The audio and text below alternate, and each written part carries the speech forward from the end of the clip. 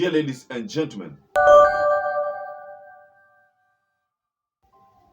it has emerged that America have been having an interest in Kenyan affair. It is evident. There was a time Raila made allegations about Western countries being interested in installing their own president. Those were allegations which were made, and by that time we had not known about Jane Marriott as having been the High Commissioner who played a critical role in this electioneering period. And we had not known about the funds which were released to the IEBC to support the operation. I mean, what we saw is around 2 billion. We had not known about this. Right now, it is emerging that USA also are interested in what's going on in Kenya. They've said that Kenyans cannot continue with the campaign mood year in, year out. So the US ambassador was responding to what William Samoei Ruto said when he attended that event ya kushukuru Chebukati na kumpigia Chebukati kwa heri. Remember, these allegations about whistleblowers and these allegations about Chebukati being abducted and killed, the people who fueled these allegations are the people who were in that event on Tuesday. Chebukati and probably the president. They're the ones who made those allegations about the previous regime having had a plan to maybe abduct Chebukati and perform or do the thing that the president said, that is, a murder.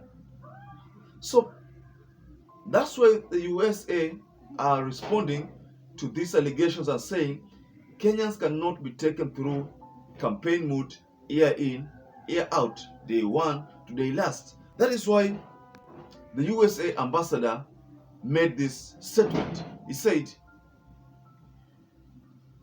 "You can't be playing politics day in, day out from January to December every year.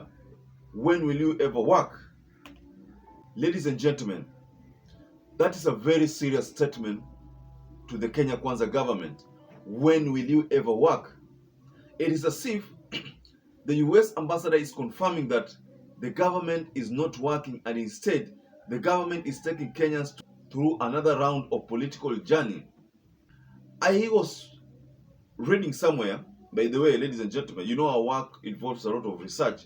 So while doing my research, I read somewhere, and the Kenya Kwanza government were reminded that whatever they are doing right now is not implementing the bottom-up approach, but rather what they are doing right now is playing politics, the same politics that they started in 2017 is what they are still extending. So the Kenya Kwanza government were reminded that they are supposed to deliver and not to play politics. The moment they keep on engaging Raila Amolo Odinga, they know that they'll be losing because they cannot beat Raila Amolo Odinga in this game plan. Raila Amolo Odinga knows it better than any other person because he has sources within the Kenya Kwanza government. That is the way he succeeds. He knows what is happening within and outside the government. So because to be successful as a politician, you must always have proxies within the government of the day. Your proxies in the government of the day play a critical role in giving you information that is happening within the government that them themselves are not happy about. So the only way that they can relay such information is to leak. And probably that's the reason why even in the IEBC itself, there was someone who leaked information to the public about some of those leads from the IEBC. And that explains the reason why the IEBC were concerned when details about that whistleblower came out, and the event of the photocopy, of the printing of making copies of those result slip, making copies of the Form 34As. When those details emerged, IEBC was so concerned about them because the only person who could have revealed those kind of details must have been an IEBC person, and this person must have been someone who was not happy with the goings within IEBC. So it's the reason why the USA ambassador is telling the Kenya Kwanza government, when will you ever work? Now, that's a very cryptic message, especially to the president, and we expected the Americans to support the president and not issue such kind of statements. But it is evident that even the Americans are not happy with the goings in Kenya.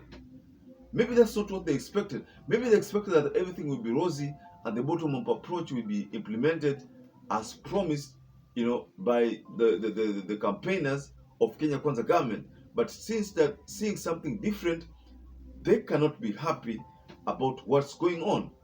So the big point here, ladies and gentlemen, is America really in support of the Kenya Kwanza government, or are the Americans trying to distance themselves from the Kenya Kwanza affairs because they are seeing a short-changing government?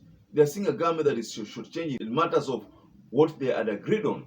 So, ladies and gentlemen, kindly share your opinions below the comment section. And once again, I'd like to urge you, any viewer or any first-time viewer, to please consider supporting Yoleno TV by subscribing to it. Once again, I always like to thank all those people who played a critical role in making sure that our channel grows. It is because of you that this channel has made it this far. Please support us by subscribing to this channel. Once again, stay safe and stay blessed until we catch up again in our next analysis.